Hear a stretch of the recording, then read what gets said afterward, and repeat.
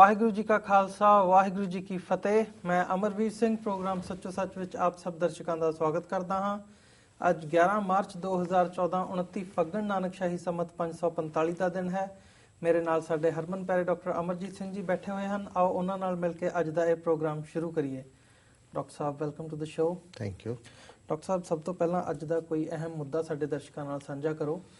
ਅੱਜ ਦੀਆਂ ਦੋ ਮੁੱਖ ਖਬਰਾਂ ਜਿਨ੍ਹਾਂ ਤੇ ਮੈਂ ਟਿੱਪਣੀ ਕਰਨੀ ਚਾਹਾਂਗਾ। ਅੱਜ ਦੀ ਜਿਹੜੀ ਮੁੱਖ ਖਬਰ ਇੰਟਰਨੈਸ਼ਨਲ ਮੀਡੀਆ ਦਾ ਵੀ ਇੱਕ ਮੁੱਖ ਸ਼ਿੰਗਾਰ ਹੈ ਜੀ, ਉਹ ਹੈ ਕਿ ਛੱਤੀਸਗੜ੍ਹ ਦੇ ਵਿੱਚ ਨਕਸਲਵਾਦੀਆਂ ਨੇ ਹਮਲਾ ਕਰਕੇ 15 CRPF ਦੇ ਜਵਾਨ ਔਰ ਕੁਝ ਜਿਹੜੇ ਨੇ ਲੋਕਲ ਵੀ ਮਰੇ ਨੇ। ਹਾਲਾਂ ਪਹਿਲਾਂ ਫਿਗਰ ਵੀ ਆਈ ਸੀ BBC ਦੀ, ਪਰ ਮੇਰਾ ਆਪਣਾ ਅੰਦਾਜ਼ਾ ਹੈ ਕਿ ਜਿਸ ਕਿਸਮ ਦਾ ਇਹ ਅਟੈਕ ਹੈ, 200 ਤੋਂ ਜ਼ਿਆਦਾ ਨਕਸਲੀਆਂ ਨੇ ਪੂਰਾ ਉਹਨਾਂ ਨੂੰ ਟਰੈਪ ਕਰਕੇ ਐਂਬੁਸ਼ ਕਰਕੇ ਜਿਹੜਾ ਮਾਰਿਆ। ਸੋ ਇਹ ਗਿਣਤੀ ਬਹੁਤ ਜ਼ਿਆਦਾ ਹੋਏਗੀ, ਪਰ ਕਿਉਂਕਿ ਇਹ ਤਾਬੜਤੋੜ ਹਮਲੇ ਪਿਛਲੇ 5-6 ਸਾਲ ਤੋਂ ਹੋ ਰਹੇ ਨੇ ਸਿਕਿਉਰਿਟੀ ਦਸਤਿਆਂ ਦੇ ਉੱਤੇ, ਔਰ ਬਿਲਕੁਲ ਹਿੰਦੁਸਤਾਨ ਦੀ ਹਕੂਮਤ ਜਿਹੜੀ ਕਿ ਹੁਣ ਡਾਇਰੈਕਟਲੀ ਛੱਤੀਸਗੜ੍ਹ ਦੇ ਉੱਤੇ ਸਾਰਾ ਆਪਰੇਸ਼ਨ CRPF ਜਿਹੜੀ ਕਿ ਕੇਂਦਰ ਦੇ ਕੋਲ ਹੈ, ਇਹਦੇ ਬਾਵਜੂਦ ਉਹ ਫੇਲ ਹੋਏ ਨੇ। ਇਸ ਲਈ ਜਿਹੜੇ ਮਰੇ ਨੇ ਜਵਾਨ, ਉਹਨਾਂ ਦੀ ਗਿਣਤੀ ਘਟਾ ਕੇ ਦੱਸਣਾ ਇਹ ਹੁਣ ਇੱਕ ਰੂਟੀਨ ਹੀ ਬਣ ਗਿਆ। ਔਰ ਇਹਦੇ 'ਚ ਜਿਹੜੇ ਵੇਰਵੇ ਆਏ ਨੇ ਉਹ ਇਹੀ ਹੈ ਵੀ ਛੱਤੀਸਗੜ੍ਹ ਦੇ ਰਾਏਪੁਰ ਜ਼ਿਲ੍ਹੇ ਦੇ ਵਿੱਚ, ਸੁਕਮਾ ਜ਼ਿਲ੍ਹੇ ਦੇ ਵਿੱਚ,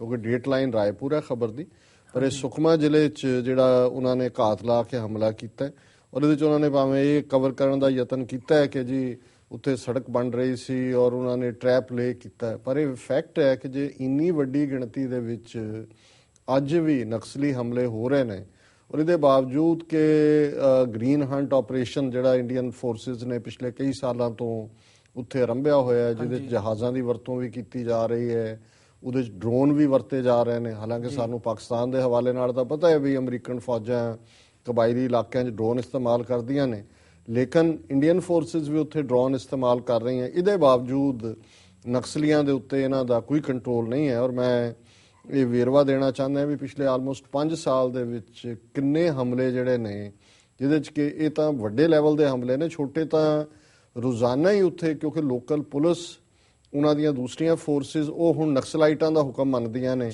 ਨਾ ਕਿ ਸੈਂਟਰ ਗਵਰਨਮੈਂਟ ਦੀਆਂ। ਸੋ ਮੈਂ ਥੋੜਾ ਜਿਹਾ ਵੇਰਵਾ 4-5 ਸਾਲ ਦਾ ਦੇਣਾ ਚਾਹੁੰਦਾ ਕਿ 29 ਜੂਨ 2008 ਨੂੰ ਉੜੀਸਾ ਦੀ ਬਾਲੀਮੇਲਾ ਝੀਲ 'ਚ ਇੱਕ ਕਿਸ਼ਤੀ ਤੇ ਹਮਲਾ ਕਰਕੇ ਉਹਨਾਂ ਨੇ 38 ਜਵਾਨ ਮਾਰ ਦਿੱਤੇ ਸੀ ਸੈਂਟਰਲ ਫੋਰਸਿਸ ਦੇ। 16 ਜੁਲਾਈ 2008 ਨੂੰ ਹੀ ਉੜੀਸਾ ਦੇ ਮਲਕਾਨਗਿਰੀ ਜ਼ਿਲ੍ਹੇ ਦੇ ਵਿੱਚ ਬਾਰੂਦੀ ਸੁਰੰਗ ਦੇ ਧਮਾਕੇ 'ਚ 21 ਜਿਹੜੇ ਸਿਕਿਉਰਿਟੀ ਪਰਸਨਲ ਨੇ ਉਹ ਮਾਰੇ ਗਏ ਸੀ। 22 ਅਪ੍ਰੈਲ 2009 ਨੂੰ ਝਾਰਖੰਡ ਵਿੱਚ ਰੇਲ ਗੱਡੀ ਉਹਨਾਂ ਨੇ ਅਗਵਾ ਕੀਤੀ, ਉਹਦੇ 'ਚ 300 ਲੋਕ ਸਵਾਰ ਸੀ, ਔਰ ਉਹਨਾਂ ਨੇ ਮਨਮਰਜ਼ੀ ਕਰਕੇ ਕਈ ਘੰਟੇ ਬਾਅਦ ਉਹ ਟ੍ਰੇਨ ਜਿਹੜੀ ਹੈ ਉਹ ਰਿਲੀਜ਼ ਕੀਤੀ। ਫਿਰ 22 ਮਈ 2009 ਨੂੰ ਨਕਸਲੀਆਂ ਨੇ ਮਹਾਰਾਸ਼ਟਰ ਦੇ ਗੜਚਰੌਲੀ ਜ਼ਿਲ੍ਹੇ ਦੇ ਵਿੱਚ 16 ਜਵਾਨ ਜਿਹੜੇ ਨੇ ਉਹਨਾਂ ਦੀ ਹੱਤਿਆ ਕੀਤੀ। 10 ਜੂਨ 2009 ਨੂੰ ਝਾਰਖੰਡ ਦੇ ਸਰੰਦਾ ਜੰਗਲ 'ਚ ਹਮਲਾ ਕਰਕੇ ਉਹਨਾਂ ਨੇ 9 ਜਵਾਨ ਮਾਰੇ। 13 ਜੂਨ 2009 ਨੂੰ ਹੀ ਨਕਸਲੀਆਂ ਨੇ ਬੋਕਾਰੋ ਦੇ ਨਾਲ ਲੱਗਦੇ ਇੱਕ ਕਸਬੇ 'ਚ ਜਿਹੜਾ ਉਹ 2 ਧਮਾਕੇ ਕੀਤੇ ਔਰ 10 ਪੁਲਿਸ ਵਾਲੇ ਹਲਾਕ ਹੋਏ। ਇਸੇ ਤਰ੍ਹਾਂ 16 ਜੂਨ 2000 ਨੂੰ ਨਕਸਲੀਆਂ ਨੇ ਇੱਕ ਹੋਰ ਬਾਰੂਦੀ ਸੁਰੰਗ ਦੇ ਵਿੱਚ 11 ਪੁਲਿਸ ਵਾਲਿਆਂ ਨੂੰ ਮਾਰਿਆ। 23 ਜੂਨ 2009 ਨੂੰ ਬਿਹਾਰ ਦੇ ਲਖੀਸਰਾਏ ਜ਼ਿਲ੍ਹੇ ਦੀ ਇੱਕ ਅਦਾਲਤ ਤੇ ਹਮਲਾ ਕਰਕੇ ਉਹਨਾਂ ਨੇ ਆਪਣੇ ਦਰਜਨਾਂ ਜਿਹੜੇ ਕਾਮਰੇਡ ਸੀ ਉਹਨਾਂ ਨੂੰ ਛਡਾਇਆ। ਔਰ ਇਸ ਤੋਂ ਇਲਾਵਾ ਜਿਹੜੀਆਂ ਛੋਟੀਆਂ-ਮੋਟੀਆਂ ਘਟਨਾਵਾਂ ਹੁੰਦੀਆਂ ਨੇ ਉਹਨਾਂ ਦੀ ਤਾਂ ਕਦੇ ਗਿਣਤੀ ਨਹੀਂ ਹੁੰਦੀ। ਹੁਣ ਹਕੀਕਤ ਇਹ ਹੈ ਕਿ ਭਾਰਤ ਦੇ 600 ਤੋਂ ਜ਼ਿਆਦਾ ਜ਼ਿਲ੍ਹੇ ਨੇ ਕੁੱਲ ਜਿਹੜਾ ਜਿਓਗ੍ਰਾਫੀਕਲ ਏਰੀਆ ਹੈ, ਔਰ ਇਹ ਉਹਨਾਂ ਦਾ ਆਪਣਾ ਮੰਨਣਾ ਹੈ ਕਿ 200 ਤੋਂ ਜ਼ਿਆਦਾ ਜ਼ਿਲ੍ਹੇ ਜਿਹੜੇ ਨੇ ਉਹ ਨਕਸਲੀਆਂ ਦੇ ਪ੍ਰਭਾਵ ਥੱਲੇ ਨੇ। ਜਿਹੜੀਆਂ ਘਟਨਾਵਾਂ ਦਾ ਵੀ ਮੈਂ ਜ਼ਿਕਰ ਕੀਤਾ, ਇਹ ਬਿਹਾਰ 'ਚ ਵੀ ਨੇ, ਝਾਰਖੰਡ 'ਚ ਵੀ ਨੇ, ਕਰਨਾਟਕਾ 'ਚ ਵੀ ਨੇ, ਉੜੀਸਾ 'ਚ ਵੀ ਨੇ। ਜੇ ਤੁਸੀਂ ਨੇਪਾਲ ਤੋਂ ਈਵਨ ਉੱਤਰਾਖੰਡ ਤੱਕ ਦੇਖੋ, ਜਿਹਨੂੰ ਕਿ ਰੈੱਡ ਕੋਰੀਡੋਰ ਕਹਿੰਦੇ ਨੇ, ਤੇ ਇਹ ਸਾਰੇ ਹੀ ਜਿਹੜੇ ਇਲਾਕੇ ਨੇ ਇਹ ਆਪਣਾ ਟੈਕਸ ਸੈਂਟਰਲ ਗਵਰਨਮੈਂਟ ਨੂੰ ਨਹੀਂ ਦਿੰਦੇ, ਇਹ ਨਕਸਲੀਆਂ ਨੂੰ ਦਿੰਦੇ ਨੇ। ਔਰ ਇਹ ਇੰਡੀਅਨ ਇੰਟੈਲੀਜੈਂਸ ਏਜੰਸੀਆਂ ਦੀ ਆਪਣੀ ਬਰੀਫਿੰਗ ਦੇ ਵਿੱਚ ਉਹਨਾਂ ਨੇ ਮੰਨਿਆ ਸੀ ਕਿ 50,000 ਦੇ ਕਰੀਬ ਉਹਨਾਂ ਦਾ ਟ੍ਰੇਨਡ ਕਾਡਰ ਹੈ, ਜਿਹੜਾ ਕਿ ਬਿਲਕੁਲ ਔਰ ਪੜ੍ਹੇ ਲਿਖੇ ਨੇ। ਉਹਨਾਂ ਦੀਆਂ ਵਾਈਵਸ, ਉਹਨਾਂ ਦੀਆਂ ਪਤਨੀਆਂ ਵੀ ਉਹਨਾਂ ਦੇ ਨਾਲ ਉਹਨਾਂ ਨੇ ਗਨ ਚੁੱਕੀ ਹੋਈ ਹੈ। ਔਰ ਇੱਕ ਫੈਕਟਰ ਇਹ ਮੈਂ ਵੇਰਵਾ ਇਸ ਲਈ ਦੇ ਰਿਹਾ ਕਿ ਬਹੁਤ ਵਾਰ ਜਦੋਂ ਗੁਆਂਢੀ ਮੁਲਕਾਂ ਦੇ ਹਵਾਲੇ ਨਾਲ ਗੱਲ ਹੁੰਦੀ ਹੈ, ਕਈ ਵਾਰੀ ਸਾਡੇ ਦਰਸ਼ਕ ਵੀ ਪਾਕਿਸਤਾਨ ਦਾ ਜ਼ਿਕਰ ਜ਼ਿਆਦਾ ਕਰਨਗੇ ਜੀ, ਉੱਥੇ ਫਲਾਣੀ ਥਾਂ ਬੇਆਰਾਮੀ ਹੈ, ਬਦਅਮਨੀ ਹੈ, ਅਫਗਾਨਿਸਤਾਨ 'ਚ ਤਾਂ ਹੈ ਹੀ ਹੈ, ਬੰਗਲਾਦੇਸ਼ ਦੀਆਂ ਖਬਰਾਂ ਹੁੰਦੀਆਂ ਨੇ।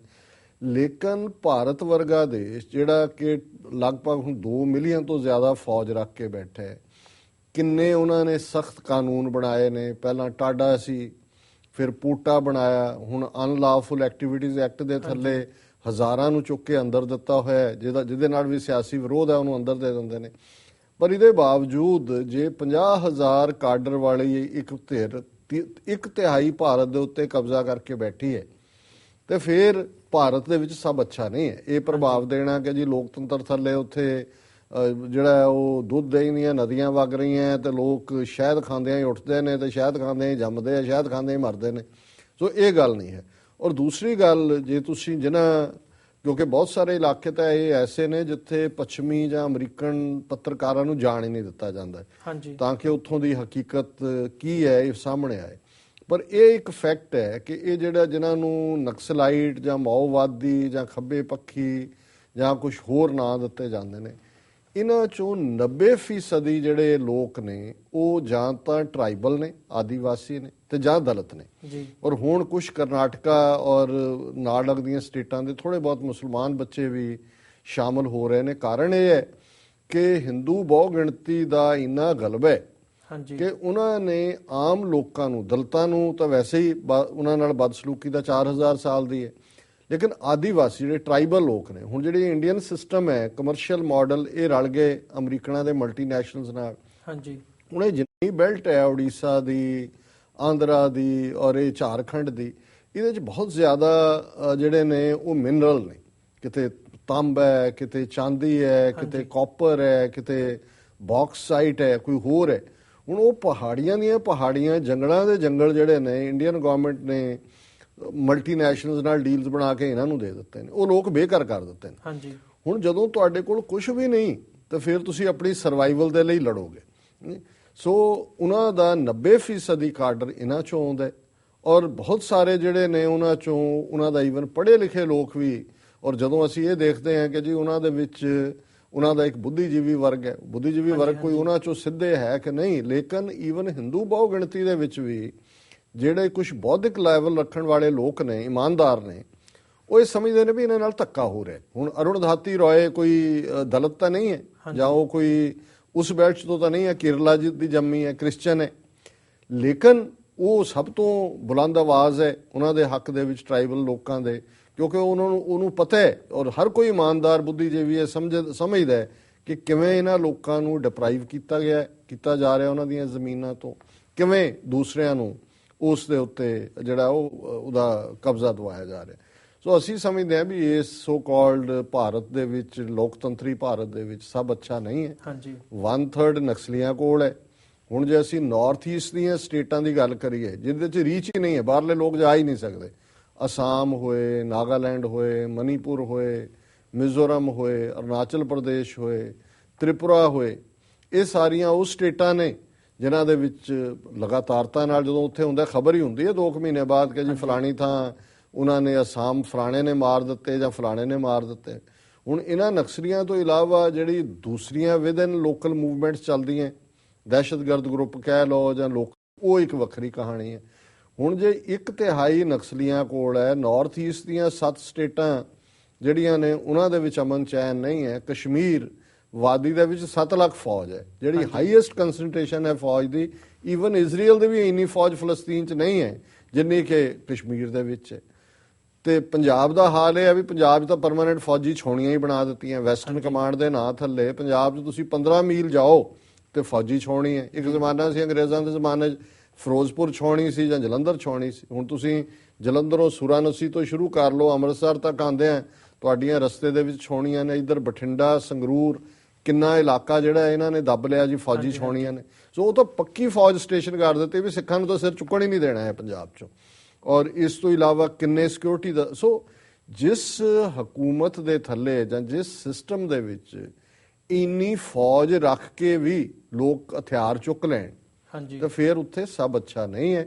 ਸੋ ਜਿਹੜੇ ਵੀਰਾਂ ਭੈਣਾਂ ਨੂੰ ਇਹ ਲੱਗਣ ਲੱਗ ਜਾਂਦਾ ਹੈ ਜੀ ਇੰਡੀਆ ਬਹੁਤ ਵੱਡੀ ਡੈਮੋਕ੍ਰੇਸੀ, ਬਹੁਤ ਵੱਡਾ ਅਮਰੀਕਾ ਨਾਲ ਇਹਨਾਂ ਦੀ ਯਾਰੀ, ਇਹ ਨਹੀਂ, ਇਸ ਕਿਸਮ ਦਾ ਹੀ ਹਾਲ ਜਿਹੜਾ ਉਹ ਸੋਵੀਅਤ ਯੂਨੀਅਨ ਦਾ ਹੋਇਆ। ਤੁਸੀਂ ਬਾਹਰੋਂ ਤਾਂ ਆਪਣਾ ਫਲਾਫੇਬਾਜ਼ੀ ਕਰਦੇ ਹੋ, ਪਰ ਜਦੋਂ ਤੁਸੀਂ ਅੰਦਰੋਂ ਤੁਹਾਡੀ ਪੁਖਤਾ ਗੱਲ ਨਹੀਂ ਰਹਿੰਦੀ, ਅੰਦਰ ਤੁਹਾਡਾ ਕਮਜ਼ੋਰ ਹੁੰਦਾ, ਫਿਰ ਸਿਸਟਮ ਟੁੱਟਦੇ ਨੇ। ਸੋ ਇਹ ਖਬਰ ਜਿਹੜੀ ਹੈ ਇਹ ਇਸ ਗੱਲ ਦੀ ਫਿਰ ਇੱਕ ਵਾਰੀ ਯਾਦ ਦਹਾਨੀ ਕਰਵਾਉਂਦੀ ਹੈ ਕਿ ਭਾਰਤੀ ਲੋਕਤੰਤਰ ਦੇ ਅੰਦਰ, ਸੋ ਕਾਲਡ ਲੋਕਤੰਤਰ ਦੇ ਅੰਦਰ ਸਭ ਅੱਛਾ ਨਹੀਂ ਹੈ, ਲੋਕ ਇਸ ਤੋਂ ਬਦਜ਼ਨ ਨੇ ਔਰ ਅਲਟੀਮੇਟਲੀ ਦਾ ਹਸ਼ਰ ਸੋਵੀਅਤ ਯੂਨੀਅਨ ਵਾਲਾ ਹੋਏਗਾ। ਦੂਸਰੀ ਖਬਰ ਜਿਹੜੀ ਕਿ ਅਜਨਾਲੇ ਵਿਚਲਾ ਕਾਲਿਆਂ ਵਾਲਾ ਖੂਹ, ਜਿਹਦਾ ਜ਼ਿਕਰ ਅਕਸਰ ਪਿਛਲੇ ਕਈ ਦਿਨਾਂ ਤੋਂ ਹੀ ਮੀਡੀਆ 'ਚ ਅਸੀਂ ਵੀ ਉਹਦਾ ਜ਼ਿਕਰ ਕੀਤਾ ਸੀ। ਚੰਗੀ ਗੱਲ ਹੈ ਕਿ ਵੀ ਜਥੇਦਾਰ ਅਕਾਲ ਤਖਤ ਸਾਹਿਬ, ਸ਼੍ਰੋਮਣੀ ਗੁਰਦੁਆਰਾ ਪ੍ਰਬੰਧਕ ਕਮੇਟੀ ਦੇ ਪ੍ਰਧਾਨ ਨੇ ਖਾਸ ਤੌਰ ਤੇ ਜਦੋਂ ਇਹਨਾਂ ਵੱਲੋਂ ਹੀ ਬਣਾਏ ਸਿੱਖ ਇਤਿਹਾਸਕਾਰ ਜਿਹਨੂੰ ਨੈਸ਼ਨਲ ਪ੍ਰੋਫੈਸਰ ਆਫ ਸਿੱਖਿਜ਼ਮ ਦਾ ਖਿਤਾਬ ਦਿੱਤਾ ਹੈ, ਡਾਕਟਰ ਕਿਰਪਾਲ ਸਿੰਘ, ਉਹਨਾਂ ਨੇ ਪ੍ਰੈਸ ਕਾਨਫਰੰਸ ਕੀਤੀ ਡਾਕਟਰ ਗੁਰਦਰਸ਼ਨ ਸਿੰਘ ਢਿੱਲੋਂ ਨਾਲ ਮਿਲ ਕੇ, ਤੇ ਉਹਨਾਂ ਨੇ ਗੱਲ ਸਾਹਮਣੇ ਲਿਆਂਦੀ। ਸੋ ਹੁਣ ਪੰਜਾਬ ਸਰਕਾਰ ਜ਼ਰੂਰ ਸੈਕੰਡ ਥਾਟ ਦੇਣ ਲੱਗ ਗਈ ਕਿ ਵੀ ਇਹ ਨਾ ਹੋਏ, ਕਹਿ ਤਾਂ ਦਿੱਤਾ ਉਹਨਾਂ ਨੇ ਕਿ ਜੀ ਅਸੀਂ ਯਾਦਗਾਰ ਬਣਾਵਾਂਗੇ, ਕਿਉਂਕਿ ਸਭ ਤੋਂ ਜ਼ਿਆਦਾ ਸ਼ਰਾਰਤ ਉਹ ਸੁਰਿੰਦਰ ਕੋਛੜ ਨਾਂ ਦੇ ਜਾਲੀ ਜਿਹੇ ਹਿਸਟੋਰੀਅਨ ਦੀ ਹੈ। ਪਰ ਅੱਜ ਦੀ ਜਿਹੜੀਆਂ ਮੇਨ ਖਬਰਾਂ ਨੇ ਟ੍ਰਿਬਿਊਨ ਦੀਆਂ, ਉਹਨਾਂ 'ਚ ਖਬਰ ਇਹ ਹੈ ਕਿ ਜੀ ਪੰਜਾਬ ਸਰਕਾਰ ਨੇ ਇੱਕ 6 ਮੈਂਬਰੀ ਇਤਿਹਾਸਕਾਰਾਂ ਦੀ ਕਮੇਟੀ ਬਣਾਈ ਹੈ, ਜਿਹੜੀ ਕਿ ਇਸ ਗੱਲ ਦੀ ਪੜਤਾਲ ਕਰੇਗੀ, ਇਸ ਗੱਲ ਦੀ ਉਹ ਜਿਹੜੀ ਹੈ ਪੁਣਛਾਣ ਕਰੇਗੀ ਕਿ ਇਹ ਸ਼ਹੀਦੀ ਯਾਦਗਾਰ ਬਣਾਈ ਜਾਏ, ਕਿਵੇਂ ਬਣਾਈ ਜਾਏ, ਕੀ ਹੈ। ਚਲੋ ਹਰ ਇੱਕ ਨੂੰ ਲੱਗੇਗਾ ਜੀ ਚਲੋ ਘੱਟੋ ਘੱਟ ਡਿਬੇਟ ਤਾਂ ਇੱਕ ਪਾਸੇ ਹੋਈ ਕਿ ਵੀ ਬਜਾਏ ਕਿ ਐਲਾਨ ਕਰਨ ਦੇ ਕਿ ਜੀ ਇਹ ਸ਼ਹੀਦ ਨੇ ਸਾਡੇ, ਦੂਜੇ ਕਹਿ ਰਹੇ ਨੇ ਵੀ ਨਹੀਂ ਇਹਨੇ ਤਾਂ ਮਾਰੇ ਹੋਏ ਨੇ ਸਾਡੇ ਪੰਜਾਬੀ, ਉਹਨਾਂ ਨੇ ਕੋਈ ਗੱਲ ਤਾਂ ਕੀਤੀ। ਪਰ ਇਹ ਪੜ੍ਹਨ ਵਾਲੇ ਖਬਰ ਪੜ੍ਹ ਕੇ ਸੰਤੁਸ਼ਟ ਹੋਣਗੇ, ਪਰ ਜਦੋਂ ਤੁਸੀਂ ਬਿਟਵੀਨ ਦਾ ਲਾਈਨਸ ਦੇਖਦੇ ਹੋ ਫਿਰ ਤੁਸੀਂ ਕੰਪੋਜੀਸ਼ਨ ਦੇਖੋ ਕਮੇਟੀ ਦੀ ਕੀ ਹੈ। ਹੁਣ ਕੰਪੋਜੀਸ਼ਨ ਦੇ ਵਿੱਚ ਇਹਨਾਂ 6 ਚੋਂ ਸਿਰਫ 2 ਮੈਂਬਰ ਸਿੱਖ ਨੇ, ਇੱਕ ਡਾਕਟਰ ਜਸਪਾਲ ਸਿੰਘ ਪੰਜਾਬੀ ਯੂਨੀਵਰਸਿਟੀ ਪਟਿਆਲਾ, ਇੱਕ ਪ੍ਰਿਥੀਪਾਲ ਸਿੰਘ ਕਪੂਰ ਜਿਹੜੇ ਕਿ ਰਜਿਸਟਰਾਰ ਸ਼ਾਇਦ ਰਹੇ ਗੁਰੂ ਨਾਨਕ ਯੂਨੀਵਰਸਿਟੀ ਦੇ। ਹੁਣ ਦੂਸਰੇ ਜਿਹੜੇ 4 ਨੇ ਉਹ ਗੈਰ ਸਿੱਖ ਨੇ, Harish Sharma Guru Nanak Dev university, mister Muzaffar Alam Jawaharlal Nehru university Delhi, GN Srivastava ASI archaeological survey of India, ਤੇ ਸੁਰਿੰਦਰ ਕੋਛੜ ਜਿਹੜਾ ਸ਼ਰਾਰਤ ਦੀ ਜੜ ਹੈ। ਹੁਣ ਕੋਈ ਵੀ ਸਧਾਰਨ ਬੁੱਧੀ ਆਦਮੀ ਇਹ ਪੁੱਛ ਸਕਦਾ ਹੈ ਕਿ ਵੀ ਤੁਹਾਡਾ ਤੇ ਸਿੱਖਾਂ ਦਾ ਹੁਣ ਇੱਕੋ ਇੱਕ ਹੀ ਪ੍ਰੋਫੈਸਰ ਆਫ ਸਿੱਖਿਜ਼ਮ ਹੈ, ਜਿਹਨੂੰ ਬਣਾਇਆ ਵੀ ਤਾਜ਼ਾ ਹੈ, ਉਸੇ ਅਕਾਲ ਤਖਤ ਨੇ ਬਣਾਇਆ ਜਿਸ ਅਕਾਲ ਤਖਤ ਨੇ ਬਾਦਲ ਨੂੰ ਫਖਰੇ ਕੌਮ ਔਰ ਪੰਥ ਰਤਨ ਦਿੱਤਾ, ਤੇ ਉਹੀ ਨੇ ਜਿਨ੍ਹਾਂ ਨੇ ਇਤਰਾਜ਼ ਕੀਤਾ। ਤੇ ਜੇ ਤੁਸੀਂ ਕਮੇਟੀ ਬਣਾਈ ਹੈ ਤੇ ਡਾਕਟਰ ਕਿਰਪਾਲ ਸਿੰਘ ਇਸ ਕਮੇਟੀ ਦਾ ਹਿੱਸਾ ਕਿਉਂ? ਸੋ ਕਮੇਟੀ ਬਣਨ ਤੋਂ ਪਹਿਲਾਂ ਹੀ ਜ਼ਾਹਰ ਹੈ ਵੀ 4 ਬੰਦੇ ਇੱਕ ਪਾਸੇ ਨੇ, 2 ਇੱਕ ਪਾਸੇ ਨੇ, ਔਰ ਕਿਉਂਕਿ ਕਮੇਟੀਜ਼ ਦੇ ਵਿੱਚ ਅਲਟੀਮੇਟਲੀ ਡਿਸਾਈਡ ਤਾਂ ਇਸ ਹਵਾਲੇ ਨਾਲ ਹੀ ਹੁੰਦਾ। ਹੁਣ ਜੇ 4 ਬੰਦੇ ਇੱਕ ਪਾਸੇ ਨੇ, ਸੁਰਿੰਦਰ ਕੋਛੜ ਉਹਦਾ ਕਮੇਟੀ ਦਾ ਹਿੱਸਾ ਹੋ ਸਕਦਾ ਹੈ, ਡਾਕਟਰ ਕਿਰਪਾਲ ਸਿੰਘ ਜਾਂ ਡਾਕਟਰ ਗੁਰਦਰਸ਼ਨ ਸਿੰਘ ਢਿੱਲੋਂ ਜਿਨ੍ਹਾਂ ਨੇ ਇਹ ਗੱਲ ਸਾਹਮਣੇ ਲਿਆਂਦੀ ਹੈ, ਉਹ ਕਿਉਂ ਨਹੀਂ ਮੈਂਬਰ ਬਣਾਏ ਗਏ? ਸੋ ਇਸ ਤੋਂ ਤੁਸੀਂ ਅੰਦਾਜ਼ਾ ਲਗਾਓ ਵੀ ਕਿਸ ਕਦਰ ਇਹ ਸਾਰਾ ਬੇਈਮਾਨ ਟੋਲਾ RSS ਦੇ ਏਜੰਡੇ ਨੂੰ ਪਰਸਿਊ ਕਰ ਰਿਹਾ। ਔਰ ਤੁਸੀਂ ਦੇਖਦੇ ਰਹਿਣਾ ਇਸ ਥਾਂ ਦੇ ਉੱਤੇ ਇਹ ਯਾਦਗਾਰ ਹੀ ਨਹੀਂ ਬਣਾਉਣਗੇ, ਉਹਨੂੰ ਜਲਿਆਂਵਾਲੇ ਬਾਗ ਦੇ ਬਰਾਬਰ ਲੈ ਕੇ ਜਾਣਗੇ, ਔਰ ਜਿਹੜਾ ਵੀ ਆਏਗਾ ਜਲਿਆਂਵਾਲੇ ਬਾਗ ਫਿਰ ਉੱਥੇ ਲੈ ਕੇ ਜਾਣਗੇ। ਔਰ ਜਦੋਂ ਮੈਂ ਇਹਨੂੰ ਹੋਰ ਪ੍ਰੋਬ ਕੀਤਾ ਇਹ ਪਤਾ ਲੱਗਿਆ ਵੀ ਆਲਰੇਡੀ ਉਹ ਜਿਹੜੀ ਥਾਂ ਹੈ ਜਿੱਥੇ ਉਹ ਖੂਹ ਹੈ ਜਾਂ ਗੁਰਦੁਆਰਾ, ਉਹ ਹੈ ਹੀ ਇੰਡੀਅਨ ਆਰਮੀ ਦੇ ਕੋਲ ਹੈ। ਔਰ ਵਿੱਚੋਂ ਇਹ ਵੀ ਆਇਆ ਕਿ ਜੀ ਜਿਹੜਾ ਆਰਮੀ ਉਹਦੇ ਲਈ ਪਰਮਿਸ਼ਨ ਮੰਗੇਗੀ, ਸੈਂਟਰ ਤੋਂ ਮਿਲੇਗੀ ਨਹੀਂ ਮਿਲ। ਸੋ ਜ਼ਾਹਰ ਹੈ ਵੀ ਇਹ ਇੱਕ ਬੜੇ ਪਲੈਨਡ ਤਰੀਕੇ ਦੇ ਨਾਲ ਉਹਨਾਂ ਨੇ ਪੰਜਾਬ ਦੇ ਹਾਰਟਲੈਂਡ ਦੇ ਵਿੱਚ, ਅਜਨਾਲੇ ਦੇ ਵਿੱਚ ਇਸ ਕਿਸਮ ਦੀ ਯਾਦਗਾਰ ਬਣਾ ਕੇ, ਨਾਲੇ ਤਾਂ ਇੱਕ ਸਾਨੂੰ ਮਾਰਨ ਵਾਲੇ ਜਿਹੜੇ ਨੇ ਉਹਨਾਂ ਨੂੰ ਸ਼ਹੀਦ ਬਣਾ ਦਿੱਤਾ, ਦੂਸਰਾ ਇਹ ਸਾਨੂੰ ਸ਼ਰਮ ਦੇਣਗੇ ਕਿ ਜੀ ਦੇਖੋ ਇਹ ਤਾਂ ਸੁਤੰਤਰਤਾ ਸੰਗਰਾਮ ਦੇ ਵਿੱਚ ਲੜੇ, ਤੇ ਉਹਨਾਂ ਨੂੰ ਮਾਰਨ ਵਾਲੇ ਜਿਹੜੇ ਸੀ ਉਹ ਸਿੱਖ ਤੇ ਮੁਸਲਮਾਨ ਪੁਲਸੀਏ ਸੀ, ਜਿਹੜੇ ਕਿ ਮਿਸਟਰ ਫਰੈਡਰਿਕ ਜਿਹੜਾ ਅੰਮ੍ਰਿਤਸਰ ਦਾ ਡਿਪਟੀ ਕਮਿਸ਼ਨਰ ਆਇਆ ਆਪਣੇ ਲੈ ਕੇ, ਉਹਨਾਂ ਨੇ ਉਹਨਾਂ ਨੂੰ ਮਾਰਿਆ।